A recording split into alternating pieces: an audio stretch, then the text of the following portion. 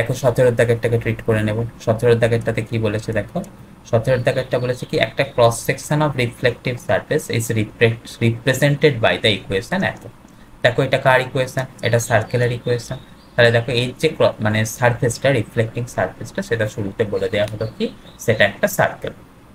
তারপরে কি বলেছে, a ray travelling in the positive x direction. চলো এখান থেকে করি, একটা রেকে পজিটিভ এক্স ডাইরেকশনে ট্রাভেল করা।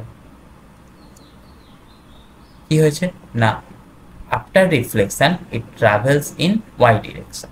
তো এখান থেকে রিফ্লেকশনের পরেতে সে কি করেছে, ওয়াই ডিরেকশনেতে এরকম ভাবে চলে যাচ্ছে। আর কি বলেছে দেখো, আর কি বলেছে আমাদের বের করতে হবে কি, the coordinate of the point M, মানে যে পয়েন্টটাতে ধাক্কা লাগলো সেই পয়েন্টটার নাম এখানেতে দিয়ে দিয়েছে, দিয়ে আমাকে বের করতে হবে এই পয়েন্টটার কোঅর্ডিনেট কত। তো চলো সেটাকে আমরা দেখে নিই। কি বলছে দেখো, আমরা কি জানি, লাইট যখন রিফ্লেক্ট হয় তখন অ্যাঙ্গেল অফ রিফ্লেকশন আর অ্যাঙ্গেল অফ ইনসিডেন্স সমান হয়। তাহলে দেখো এখানেতে দুটোকে মিলিয়ে অ্যাঙ্গেল অফ ইনসিডেন্স আর অ্যাঙ্গেল অফ রিফ্লেকশন দুটোকে মিলিয়ে আমাদের কত আসছে, 90 ডিগ্রি। আবার কি আই আর আর দুটোকেই সমান হতে হবে, তাহলে 2i ইকুয়াল টু 90 ডিগ্রি, বা আমরা সেখান থেকে কি বলে দিতে পারবো, আই ইকুয়াল টু 45 ডিগ্রি।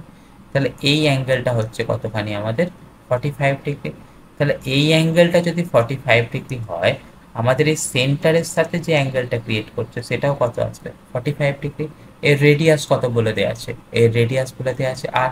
তাহলে এর কোঅর্ডিনেটগুলো কত লিখতে হবে, প্রথমেরটা দেখো লেফট সাইডেতে চলে গেছে, তাহলে সেটাকে আমাকে কি লিখতে হবে, বাঁ দিক দিয়ে লিখতে হবে মাইনাস আর কস 45 ডিগ্রি। আর একটা কি পজিটিভ ওয়াই অ্যাক্সিসে গেছে, তাহলে সেটাকে আমাকে কত লিখতে হবে, R sine 45 degree, right. R cos 45 degree মানে কত, minus R by root two.